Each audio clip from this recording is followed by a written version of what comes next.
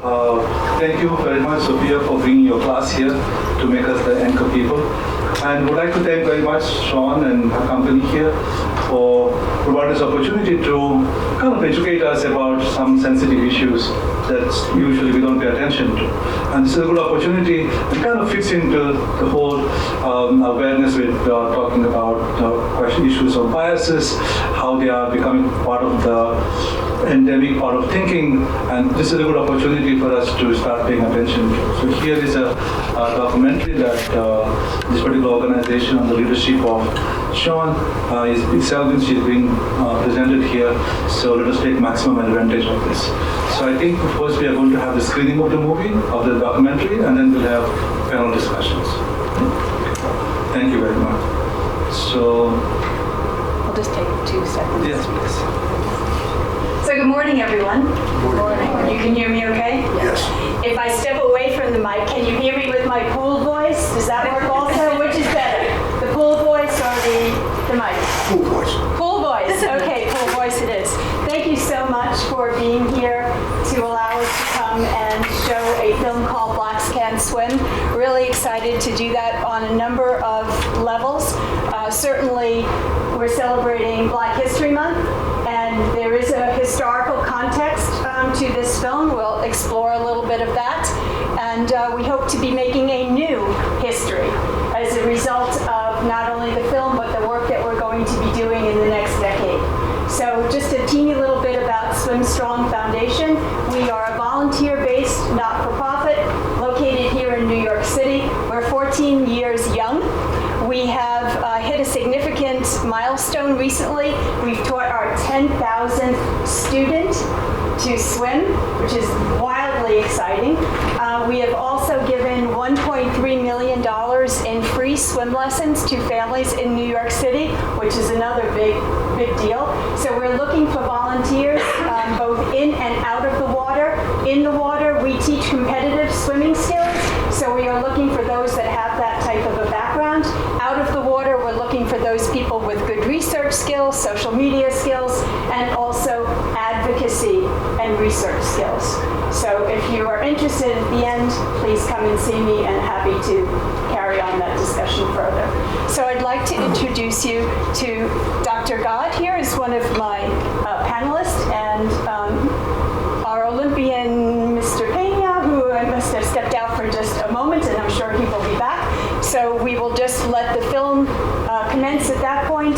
I will be addressing some questions to my fellow panelists, and then also opening it up to you on those specific questions for your comments and your thoughts. And then at the end, we will turn it open to you completely for anything that you would like to discuss that we haven't already done so. Ready to rock and roll? Yes. Excellent. Thank you. Hey. All right. Before we get into the discussion, I'll give you just a moment to meet our panelists. Let them introduce themselves to you. Dr. God, would you mind?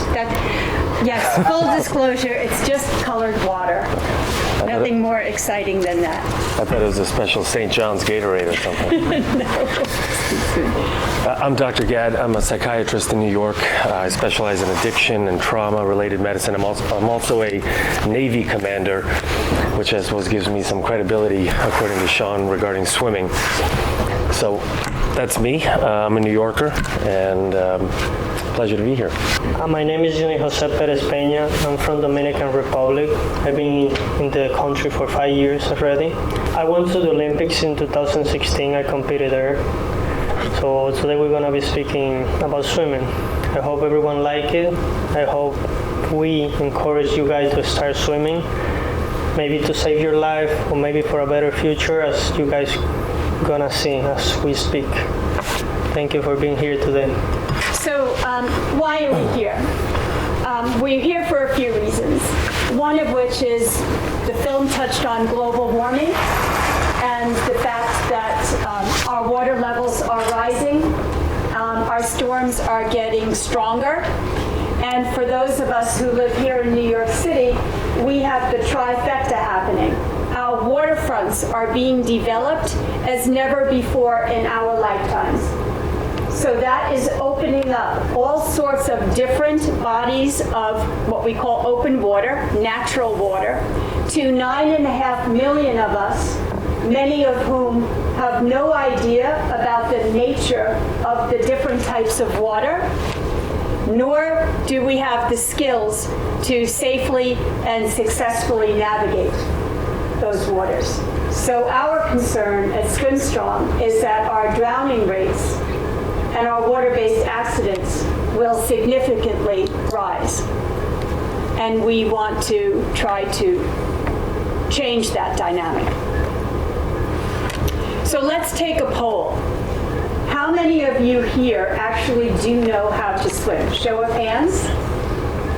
A fairly significant number. Fabulous.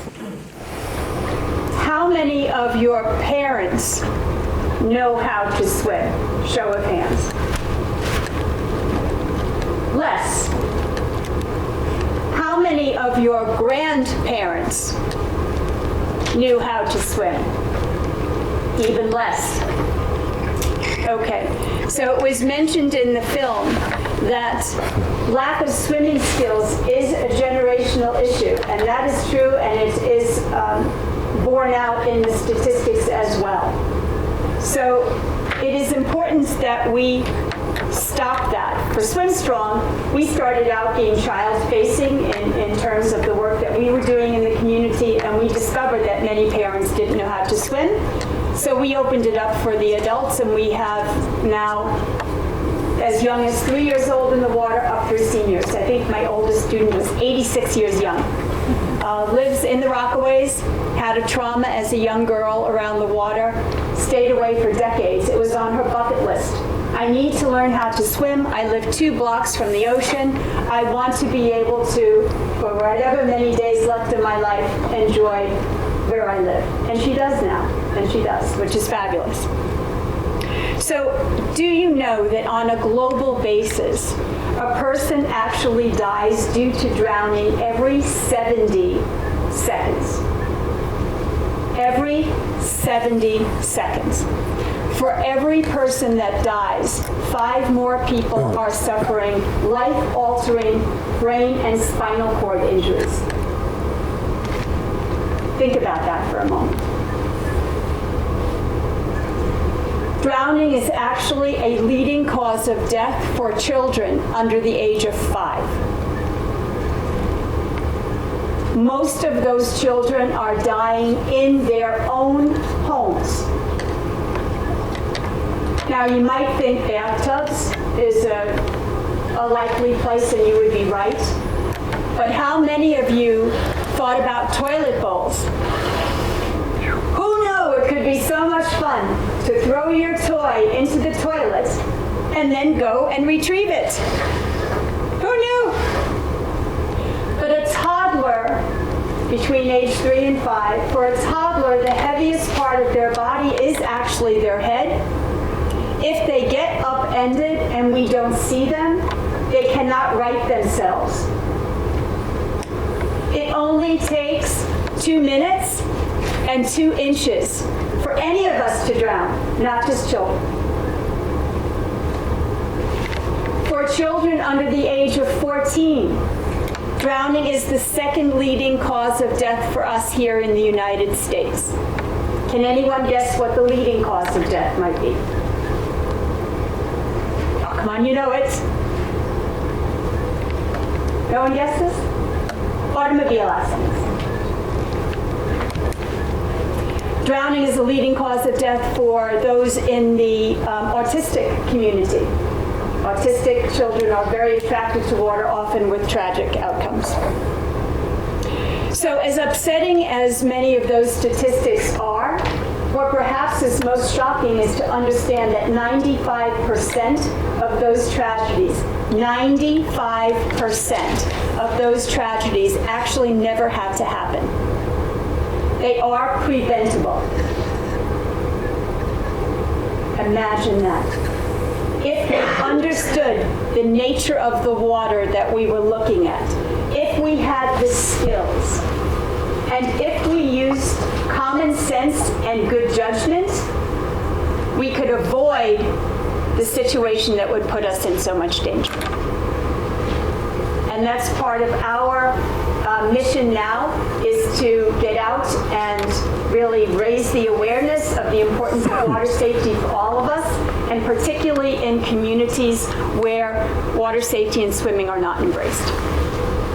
So, I'm going to start with some questions to our panelists. Allow them to answer the question. If you have comments or questions on that particular topic, please put your hand up. We'll get, I think there's a microphone someplace, we'll get that to you, and you can chime in, and we'll continue in that way. So, Doctor, let's start with you.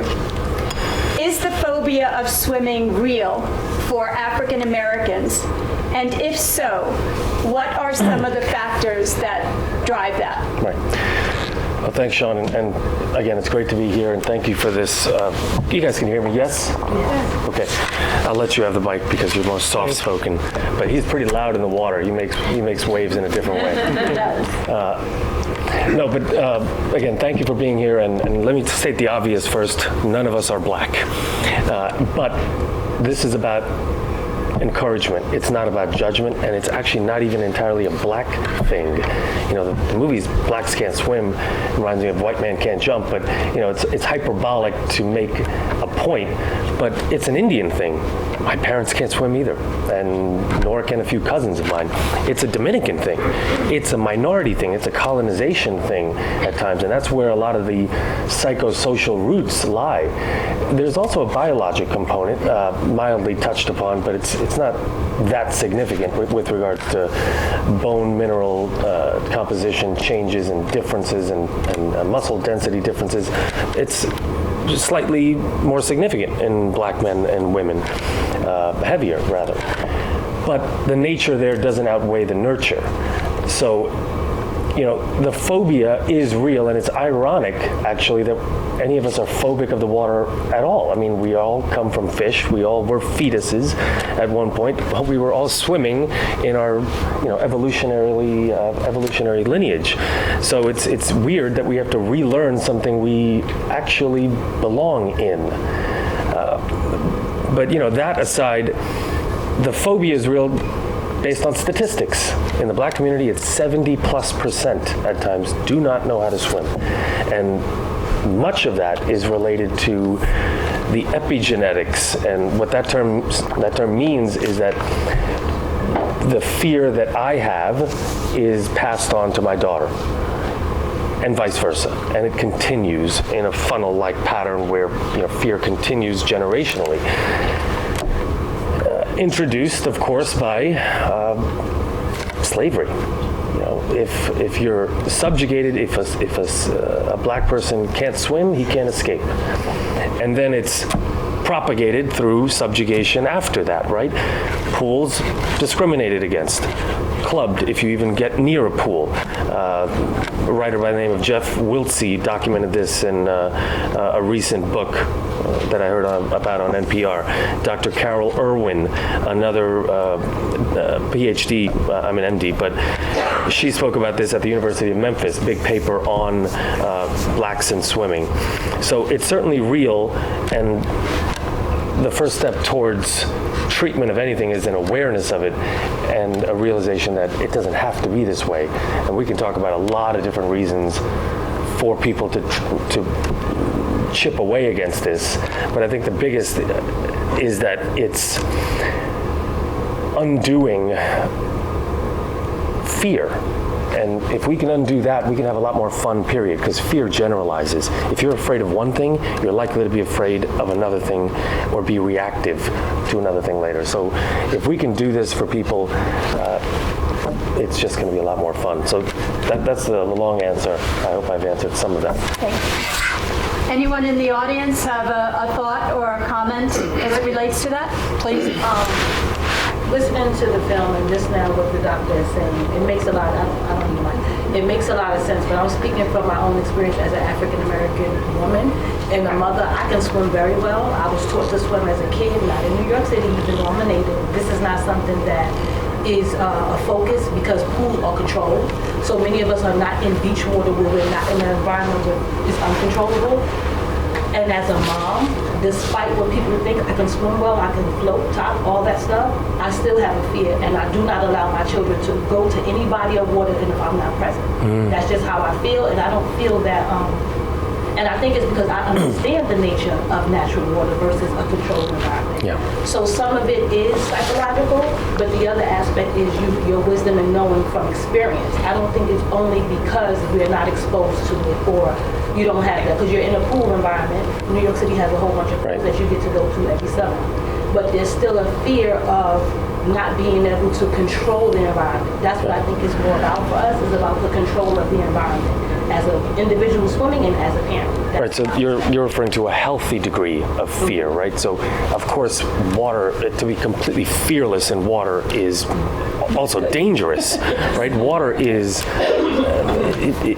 a very threatening place if you're in the open ocean with no potential of getting to where you need to go. Mother Nature wins all the time. Sure.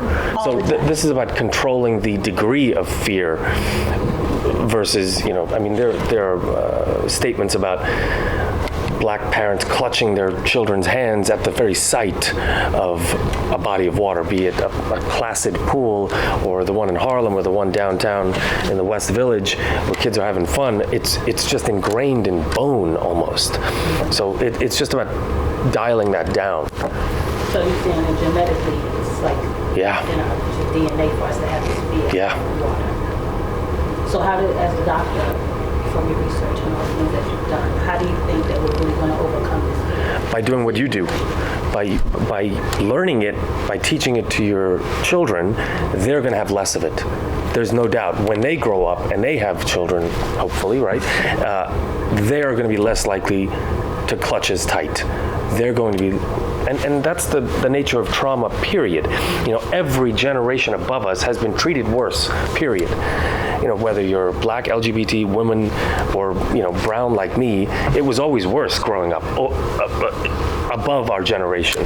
And it continues to get better, believe it or not.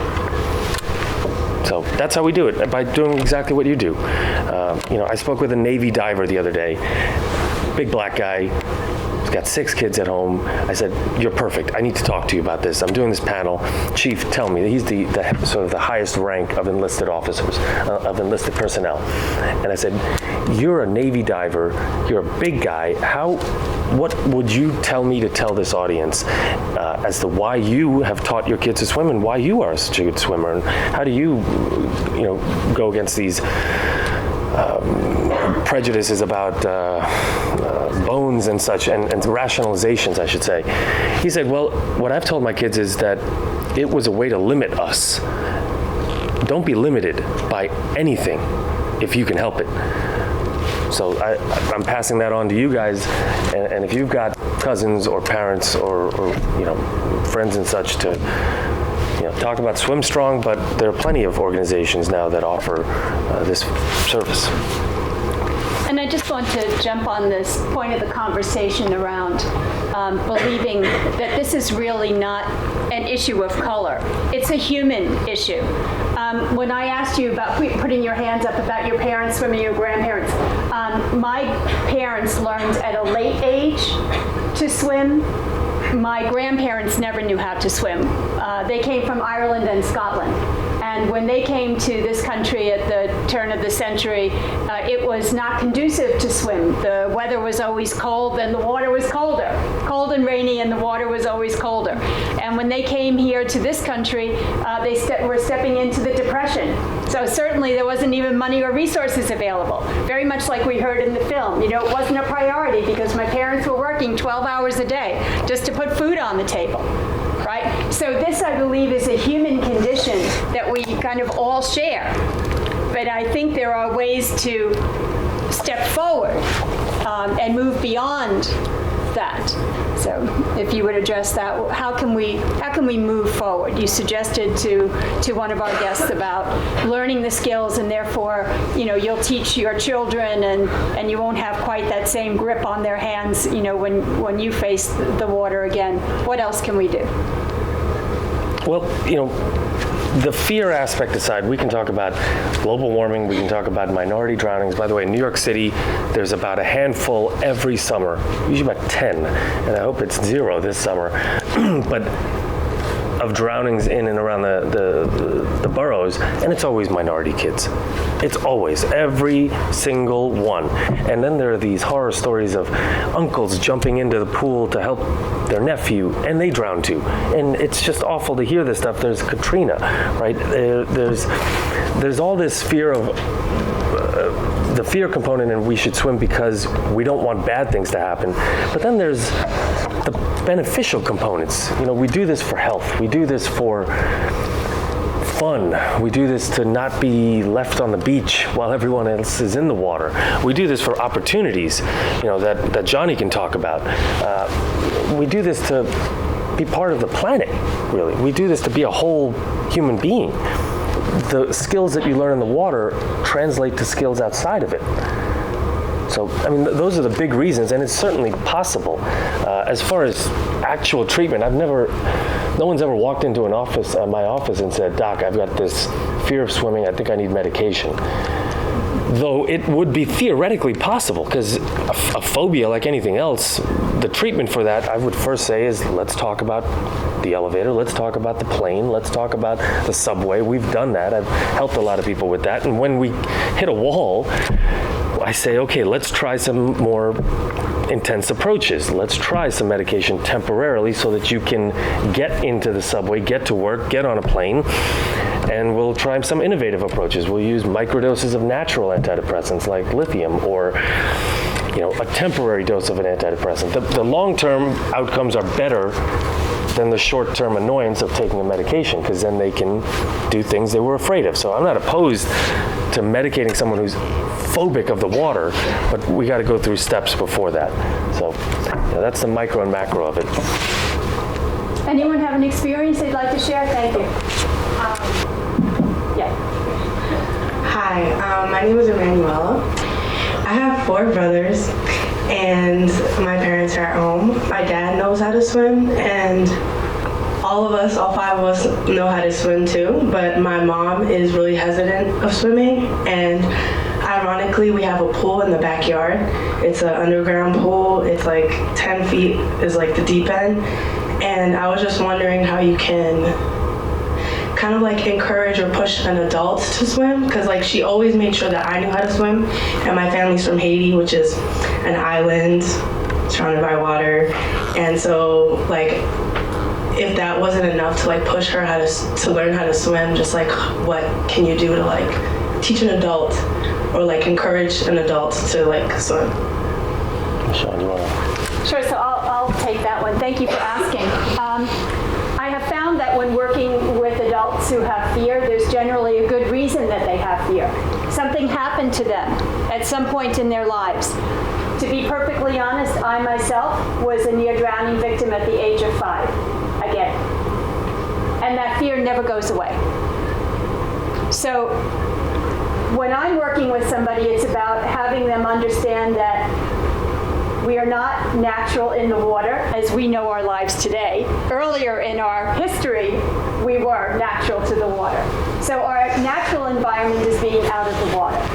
Now we're thinking of going into a different environment. What are things that we need to do differently? How is that environment different? And to start bringing the person through, before we even put a toe in the water, some of those differences. Some of the ways in which we need to breathe, for example. Some of the ways in which we need to move our legs in the water. Some of the ways in which we need to lie in the water.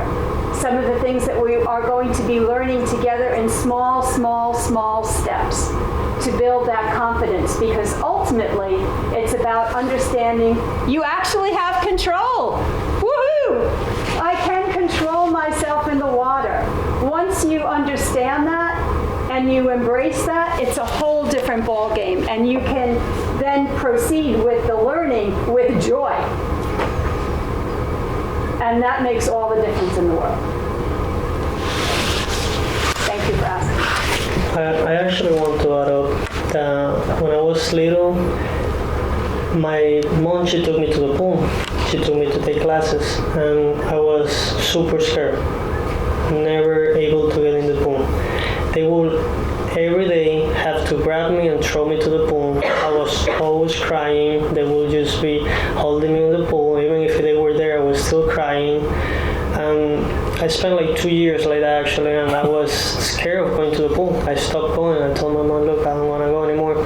Until I was a little bit older, still young, probably like 7. I decided to walk into the pool, and I just learned. And after I learned, I loved the pool. I'll start going to the pool every day, even just by myself. And sometimes it can be just that you're scared of the water or drowning. And it actually happened to me. I was scared of animals, thinking that there was even a shark on the pool if I was alone, and that's funny, but I was little. And you just gotta keep going and going. I liked so much the water that even that I was scared of being a shark, that there was no shark there, I used to still get in the pool. And I was scared, but I wanted to be in the water. It takes time, but we can overcome everything as long as we wanted it. Yeah, comment. Please. Yeah, Commander. Hi, everybody. I agree to disagree because, I was in the Navy as well. And I thought it was a lack. Oh, I'm sorry. I thought it was a lack of. Sorry about that. I thought it was a lack of opportunity when I went to boot camp. The Navy taught you how to float. That was the most important thing. Yeah. Okay, but as my career progressed, I had a division officer or commander. He gave us an option. He said, hey guys, you could either run 3 miles or you could swim 1.5 miles. Right. Some of us was a little fearful because we did know how to float. But what he presented, an opportunity that we went to classes and we got introduced to it, and then we started to love it. So it really wasn't the fear. We just didn't have an opportunity or wasn't given an option, but the option was to learn how to swim because ideally, I'm in the Navy. I should know how to swim. And my question to you as a naval officer now, does a lot of the enlisted men know how to swim or they still teach you just to float? Okay, so I'll definitely answer that. And I want it to be clear, nurture outweighs nature. So the subjugation, the keeping people from the opportunity to swim outweighs any biologic fear and or density issues. So that's number one. And that's, I said at the beginning, if we were enslaving people and telling them that they can't read, you can't swim, and that's what's going to keep you exactly right here, then that's exactly what happened. So nurture, I agree, outweighs that. Opportunity is very important. That's why this organization, that's why I'm here on a work day, right, is because I love this organization, that they're giving discounted rates to practically everyone and offering scholarships as well, improving opportunity for people who haven't had it. And that includes us too. So with regards to that second point, enlisted still are only being taught to float, and there's a lot of minority enlisted in the Navy. When I went and became an officer, in order to become one, you have to do a swim test, and it's a lot more than floating, right? There's lap swimming, there's tying stuff, there's simulated drowning, there's high dives. It's insane. That's how I learned to swim, by the way. When I was 7 years old, I was just angry that my cousins could swim. I didn't like these people, and I was like, I'm just going to jump off the high dive. I don't even want to swim. I just want to show you that I can. That's not how I would recommend people to do this, but it worked. No, I agree with you, and I think the opportunity is what we're trying to talk about here and improve. But, Johnny and I were speaking a couple of days ago, and I thought it was fascinating how the opportunity was presented and then you were afraid, and it was so different in your community as well as encouragement. And then this guy becomes an Olympian. I mean, that's just wild. Actually, I want to mention that. So I'm from Dominican Republic. We're an island, just how she mentioned before that she's from Haiti. We're surrounded by water. We have many storms, there's many floods every year, hundreds of people drown. People still don't know how to swim, and no one is encouraging anyone to swim. And it's funny. I actually started to swim. While I was growing up, the thing that I will always get from people back when I mentioned I was swimming, it was, why are you swimming? That was what I always say. Stop swimming, go play basketball, go play baseball. Stop swimming while you're swimming, stop wasting your time. Since I was little, I said I wanted to go to the Olympics. I saw Michael Phelps on the TV and then I said I want to do that.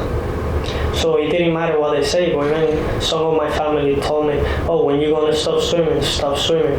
No one encouraged you to swim there. Even that you needed it, even it's going to save your life. They didn't have the passion, they didn't have the thought that I have for it. I saw something. I wanted to go to the Olympics. I wanted to learn swimming, so I did it. I saw the opportunities they could bring to my life. I thought, if I swim good enough, I can leave my country and move to USA. I can get a scholarship. I moved here, I learned the language, I swam good enough, went to the Olympics, came back, got a scholarship, and went to school, had education. They never saw that, never. How they were saying about the minorities, this is in DR, Dominican Republic, we probably have less than 20 swimming pools, and we're around 10 million of people, and we're surrounded by water. That's incredible when you think about it. And most of the people that have access to this pool is actually the rich people. It's normally on expensive clubs, sport clubs. You know, if you want swimming classes, you have to pay for the club, pay for the swimming classes. It's something that we all should know because the world is surrounded by water. But they're making it so expensive and so hard. They're closing the doors, closing the opportunities when we should all learn how to swim, just for ourselves. You can go to the pool with your kids, with your parents, with your friends and enjoy it, besides being, on the wall, holding yourself because you're scared. It's sad when that happens, Now, just to address for one moment the cost factor around swimming, because it is very, very expensive. And if you think about how much it would cost to just build a swimming pool. And by the way, did you know that St. John's has a swimming pool? Did. I swam in it. It's covered over now. Is it underneath the basketball court? How do we get that back? So it's very expensive to build a pool. It's very expensive to maintain a pool. It's very expensive to staff a pool. So you can understand why it translates into being expensive to get swimming lessons. In New York City, lessons cost about $1 a minute. Think about that, $1 a minute. So programs like ours, we are under market rates for those that can afford to pay, and for those that can't, we have the scholarship fund. So we traditionally give about 38% of our classes at no cost to those families that need the help. This year it was 47%. 47%. So the only way we can do that is by getting support, and we do get some support from our elected officials, some corporate support, some foundation, grant writing, etc. And then people like you and I who see the value of swimming and put our hands in our pockets and make a donation. That's how we cover the cost of those swim lessons. But everybody should be, to your point, sir, about the opportunity should be there for people to swim. And if an organization like ours can take down the two biggest barriers, which are affordability and then accessibility, if we are near enough for you to get to us, why are you not taking advantage of that? And I have to ask you, if you're not swimming now, and you had that opportunity, would you? And if not, and you're comfortable to share why you still wouldn't, I'd love to hear it. My name is Kayla. I think part of trying to understand the issue, and then you spoke about moving past it, you have to understand where it came from. It is a systematic issue that deals with race and class. And I think for a lot of minority communities, there is no value in it because, yes, you have, in the past, you have the don't swim when you're enslaved and those things of those nature, but you also have how does this help our family? Like, where is the value in this to make it out of where we are? And I think that the issue of not swimming is racial. It's a lot of factors that go into that, and I think being able to really understand that, to be able to really hear what people are saying when they say that my family or my mom or my grandparents don't swim, can understand the issue. And while accessibility is great and affordability can be great, it's still like if somebody doesn't see the value in something, they're not going to take advantage of it.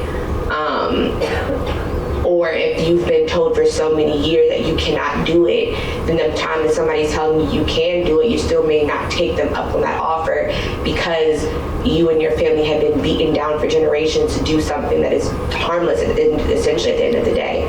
So I think understanding where the problem originates will help with a proper solution to the problem. Kayla, thank you for raising that issue. At Swim Strong, we have graduated over 200 lifeguards from our program. Lifeguarding is a very responsible job. It's a job that's fairly well paying as well, and it's a job that saves lives. So we have over 200 of our students that are now working primarily for the Parks Department and other organizations. We also have a partnership with the U.S. Coast Guard and the Navy and the Marines to help their recruits who cannot swim because they have to pass a swim test in order to get into those branches of service.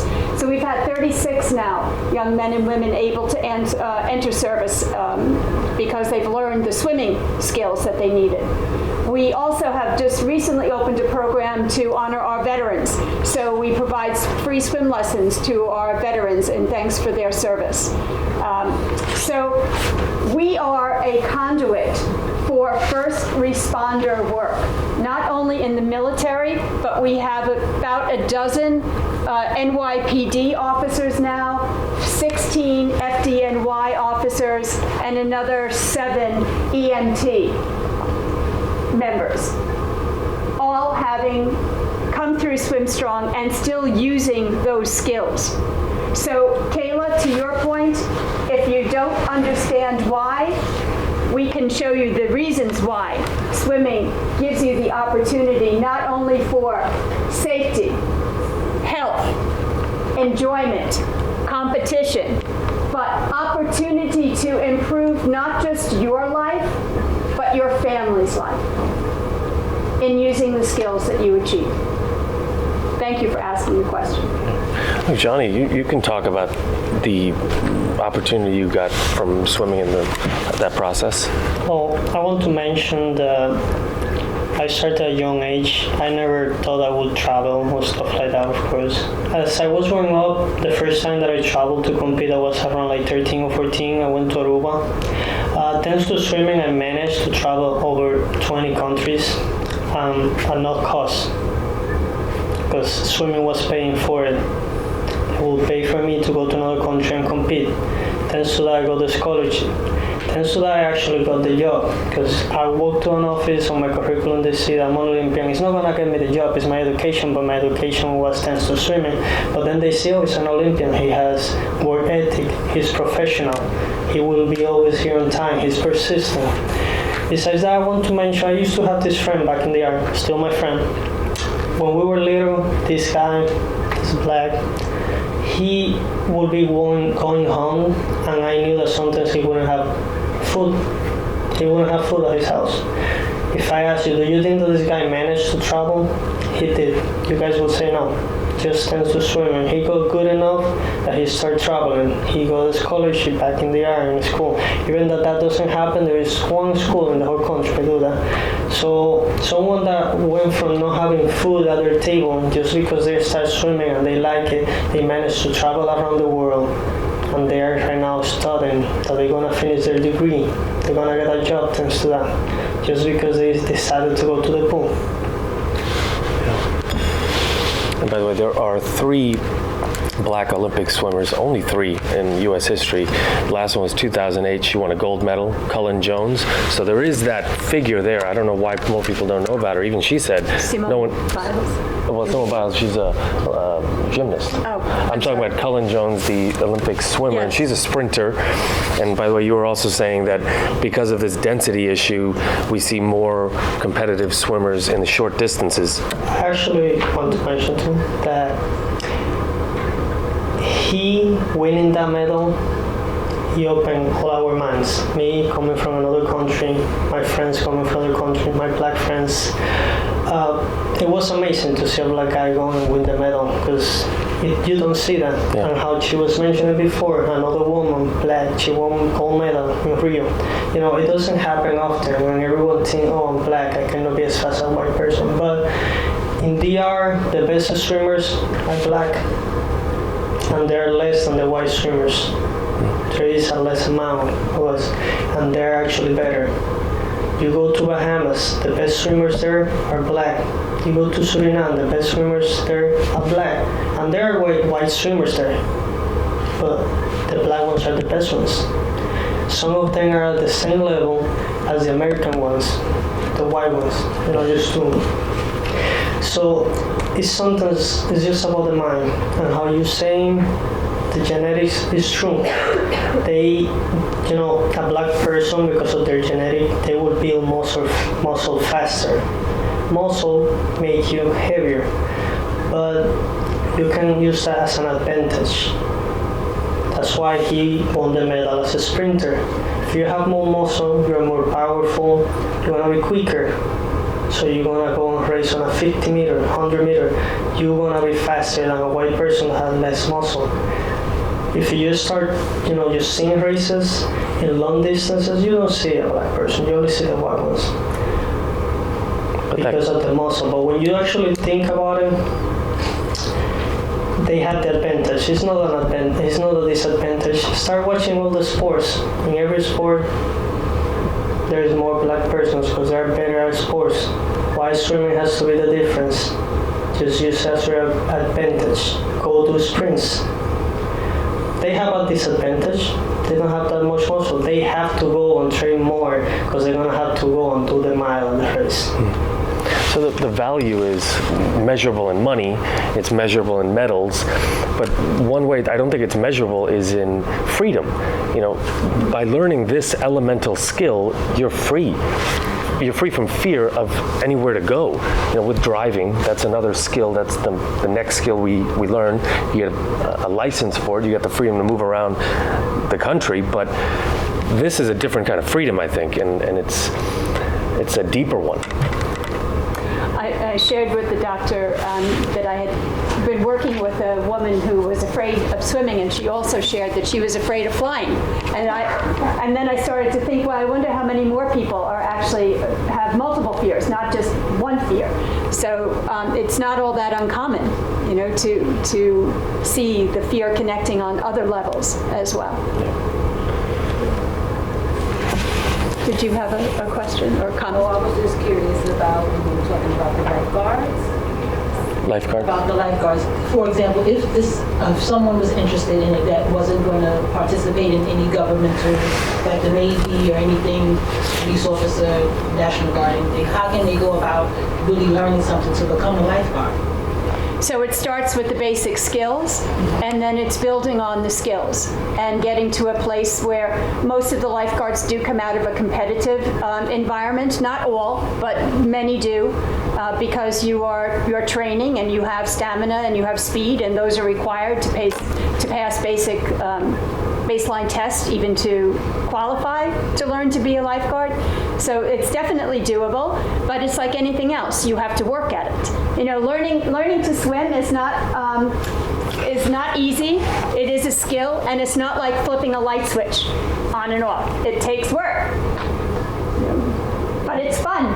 It's fun. I know part of it, the follow-up. Out of those 200 lifeguards, how many of them are minority or African American? I'd have to think about that, but I can tell you for sure, in Far Rockaway, where we have run a program, virtually all of them were. And so It is a high number. I just couldn't, with confidence, give you the exact number. This has a stat where 20% of their graduates are African American. So I guess if you could extrapolate it, you get about 40. I'm talking about the lifeguard. Yeah, numerically it'd be about 40 of those 200 on average. Yeah. Thank you. Oh, I had another question. I'm sorry. Andre, Commander. So if I had to make an assessment, and that's also to your program, we should be educating our elementary school kids. Yes. So that leads to my question as taxpayers, and you guys are taxpayers as well. Why isn't the government solicited to say, hey, this is so important, global warming, it's a possibility that they may need to learn how to swim later in their life. We pay taxes. Incorporate this curriculum in elementary school, which will create an opportunity, and then possibly the next generation can learn how to swim. It's on our dime. Absolutely. It reminds me of a Frederick Douglass quote, and that quote is, "It's easier to strengthen a child than to heal a broken man."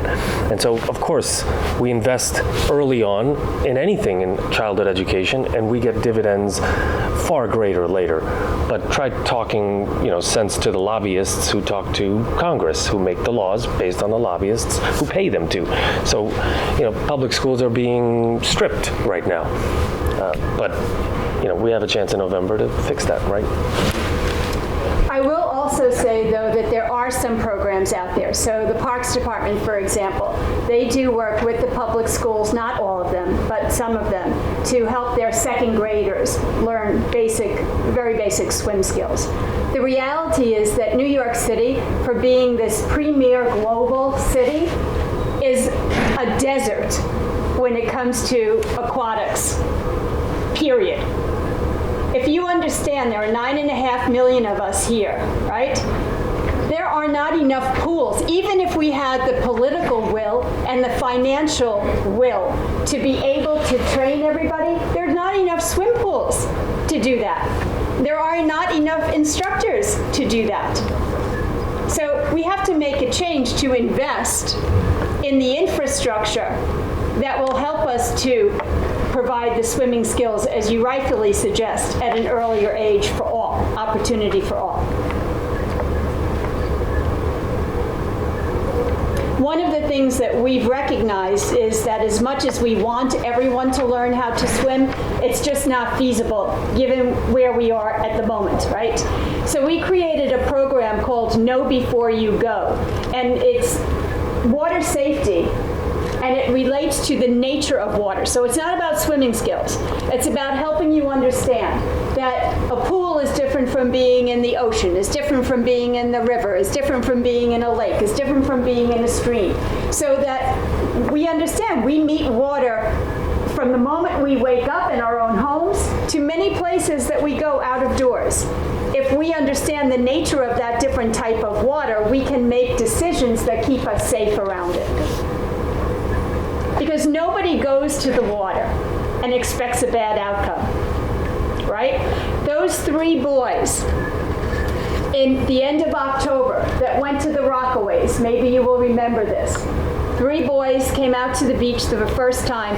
Our water is still reasonably warm. The temperature, amazing. Again, global climate change, right? It was one of those freak hot days, the end of October. The 3 boys went, they knew they didn't know how to swim, they knew nothing about the beach, it was their first time, they look at the water, they think it looks fine. Well, how would they know it looks fine or it doesn't look fine? Maybe if they saw a wall of water, like you would see in a tsunami, they might say, maybe it doesn't look so fine, but otherwise, how would you know, right? So there they go, they wander in. I'm sure they didn't even get past their calves. They got knocked off their feet and swept out. Why? Because fall is hurricane season. And the winds whip up the water, so the chop is significantly stronger, and the current is much, much stronger. And even though we didn't have a hurricane sitting on our doorstep, there was one happening down in Miami. And guess what? We were feeling the results of that. So as it happens, 4 surfers saw the boys being swept out, they were able to corral one and get the one boy back to shore. The other two friends, they found one of them 6 days later and the second boy on the 7th day. Again, nobody goes to the water expecting a bad outcome. We need to understand water very differently today. We need to know water safety in the same way that when we get into our automobile, we know we have to buckle up.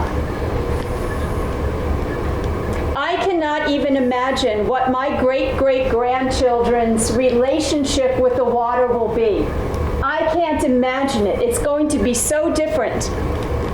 We need to start the education process today in order for us to be safe in the future. They might have fins, the way it's going. Maybe. It's very possible. So that brings us to another question about other benefits for swimming. Right? Not just the safety. We've talked a lot about the safety. Of course, I'm the gloom and doom. Yeah. No, well, I took Sean's heart rate earlier. It's like 48. This woman, it's the best cardiovascular, low impact exercise, period. Look at this man. I actually want to mention I have had 2 knee surgeries. Killing my argument. But I want to mention that wasn't because of swimming. One of the things to actually recover, to learn how to walk, it was actually swimming. Yeah. Swimming brought me back to walk, run, jump. I'm just 5'11", but I can jump and grab the ring just like that. But it was thanks to swimming that I managed to recover from my surgeries. It wasn't the surgeries didn't happen. So it's low impact. No, it's definitely one of the things I recommend to my patients all the time. I think the reason Indians do so much yoga is because they couldn't get to the pool as much. But it's kind of the same thing. So That's Zen. yeah. That's Zen. No, you try doing a few laps, especially the way you guys train. They're not just teaching people to swim with a little s. I mean, they're teaching them to go back and forth at proper speeds with different strokes. Sorry, I had, again, with that. Anyone else get that? Okay. I want to mention that swimming can actually help your body and your mind. People sometimes don't see this, but sometimes you can be stressed at your house, from work, or whatever. You go, you exercise a little bit, you can, just let the mind run while you just swim. It helps a lot for the stress. How about any of you sharing some benefits that you may personally have found from swimming? Please. I like the beach. Hi. The beach is fun. I just feel like that's a good thing to do with your kids and stuff. They can bring people together. That's all. So the social aspect of swimming was great. I can mention actually, most of my friends, they are actually swimmers. So we will go to the beach all the time. I lived in Florida for 4 years. It was amazing. It will happen that sometimes we will go to the beach and there will be one friend who didn't know how to swim. And it's kind of sad because he's sitting on the sand or in the shore. Meanwhile, all of us are in the pool, in the deep water, just playing around and stuff. You feel left out when you're that guy. It doesn't feel right. Best cardiopulmonary total body workout bar none. It is the only activity that literally we can do from womb to tomb. Womb to tomb. I'm a whole lot closer to the tomb side of things now, myself.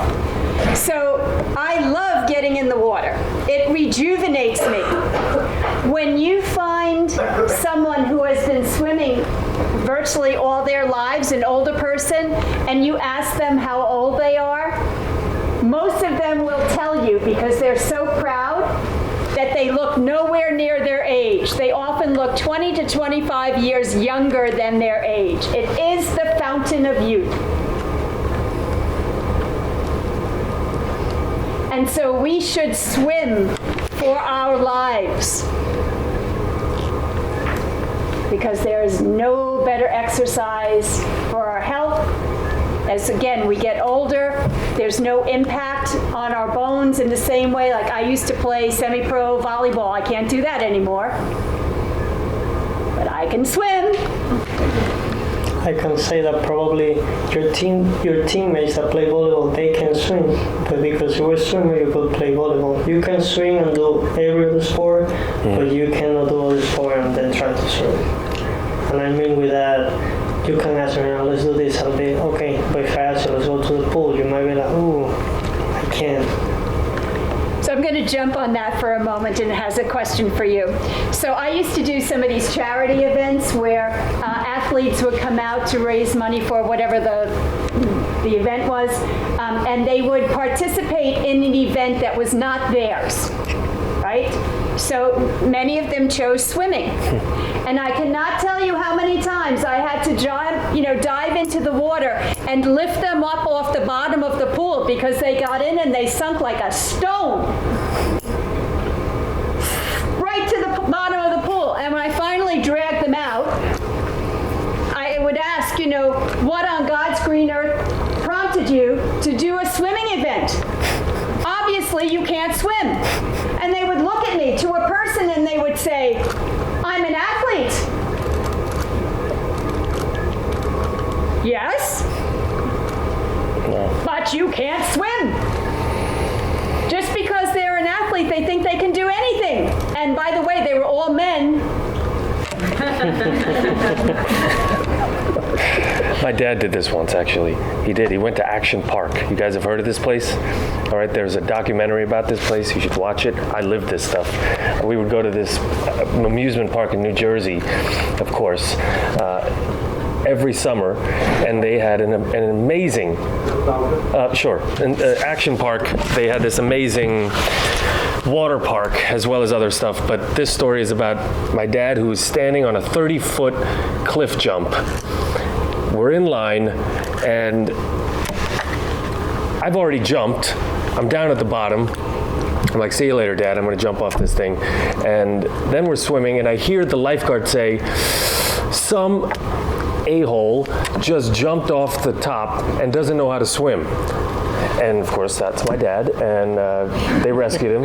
And later I said, well, what are you doing? Why would you do that? He said, well, I just asked him, to the lifeguard, you know how to swim, right? And the guy's like, yeah, don't you? He's like, no, but... See ya. Yeah.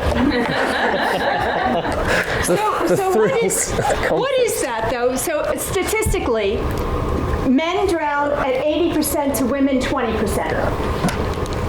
And from the ages of mid-teens through mid-30s.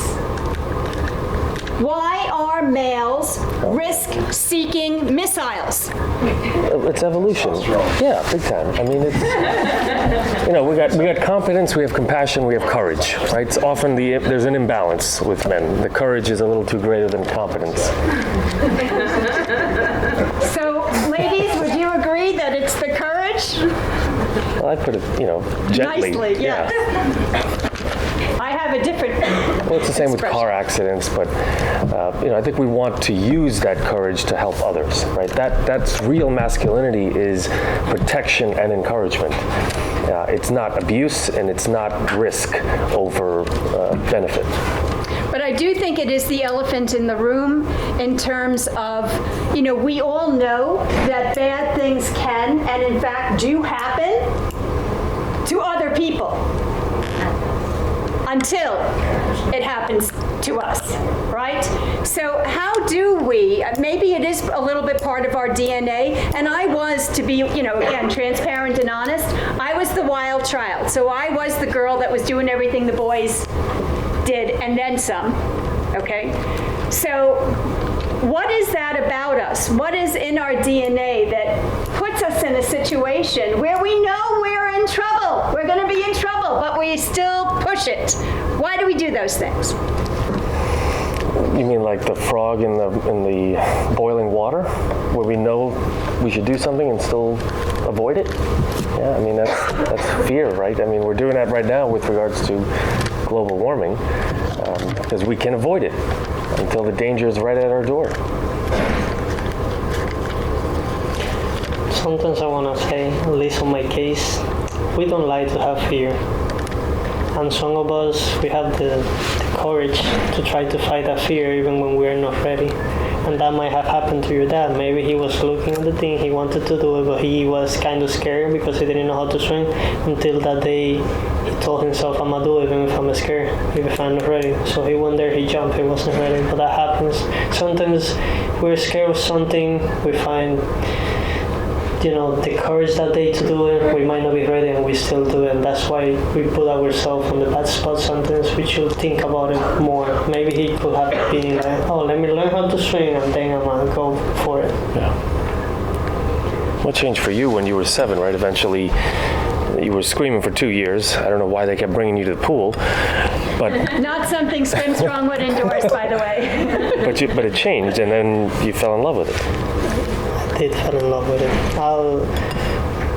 I still swim. I'm gonna keep swimming, and I hope I swim until I die. I really like it. I enjoy it, and it's good for your health. Like, you guys should swim for your health, just for the joy. And you never know. One day you can be the one that saves someone else at the pool. One day you can be just there sitting. Your dad jumps, who knows who is drowning.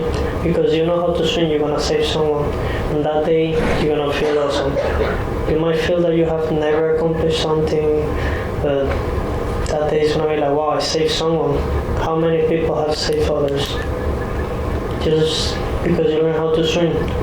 You learn how to swim today, you will still remember 20, 30 years later. You will always know how to swim. You learn how to run, you always run. You will never forget it. Johnny, would you share a little bit about some of your experiences becoming an Olympian? And, an Olympian is an elite world-class athlete, all right? There are not many of them. They're few and far between. So could you share some of the experience that you had and now even thinking about how those apply in your daily life today? What have you taken from the pool? Well, I want to say first was actually being persistent, being tough. You gotta be patient in life. You want so many things, you want it to happen today, but sometimes it just don't happen today. It might not happen tomorrow, but you gotta keep trying and trying. While I was trying to go to the Olympics, I traveled to many countries just trying to compete, just trying to qualify. I failed. I failed many times. Many times I stopped swimming, meaning I left practice. I was like, I'm not coming back. This is not working. Sometimes you gotta just believe in yourself, or at least someone in your life had to believe in yourself. I have someone that believed in me. He brought me back to the pool. I kept trying. I use this on my life right now. When I try something, even if I go to a job interview, I get rejected, that's not gonna beat me up. I'm gonna leave and I'm gonna try tomorrow, try in a week. I learn from that. Every time that you fail, you are failing because you're learning. You just gotta sit down, see what you did wrong, learn from that, improve it, try again. Keep trying. We all can be successful, not in the same ways, but in different ways. You just gotta keep trying. So it taught you resilience, but it reminded me of the story you told me about lining up and coming into a pool and seeing other teams. So I'm from the Dominican Republic. There is not that many of us. I can use this hand. This is the amount of Olympic swimmers coming from the art that have gone to the Olympics. I'm one of them, 5 in the whole history. When you think about it, 5. So it happens that I will travel to China, to Italy. I'll walk with my friends, my Dominican teammates who walk in the pool. We're only 6, 7 people, 3 people, with a flag here. We walk into the pool, we see the other teams, United States, we see Australia, they have 40 people. You feel like less. Even if you're not trying, you feel like less. You feel that you're in the wrong place. You tell yourself, you're like, am I allowed to be here? Like, do I deserve to be here? But slowly you start learning that you deserve to be there because you are there. Not everyone gets there. It don't matter where you're from. I'm actually undersized to be a swimmer. Regular good swimmer, fast swimmer, normally would be like 6'5". So imagine me 5'11", walking to the pool, walking to my block. I look to the side, and I have this guy that is huge. How I'm gonna feel? I feel like less. It happened to me. I went to Spain. I was competing with these guys from the same heat from London. I normally like to shake the hands of the people next to me. It's just my thing. One of them didn't want to give me his hand. He was from London. I know he did it because his brother was this guy. He's from the Dominican Republic. He probably don't know how to swim. That was my motivation. I used to use being small, being from another place, my motivation. For the moment that I win, they will say, "Oh, how did this guy do it?" I'm doing more than them. I work harder than them. I ended up beating that guy, even though he's coming from London. He has his whole team there. I won. And that feels great. That reward right there is amazing. We can't top that. I think we should just end right now. Any other comments from the audience, questions that you may have? Thank you so much.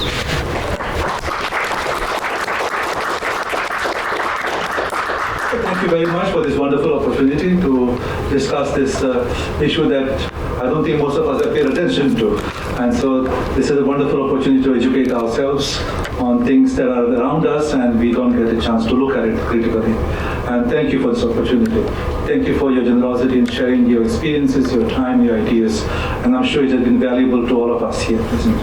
And a special thank you again to my colleague here, Sophia, Professor Passos, for anchoring this event into your class. Okay? Thank you so much. And also thanks to my professor, colleague, Mark Rizzo. The journalism students are here, so they may write those stories as well. Thanks. Have a wonderful day. Good job, man. It's a great story.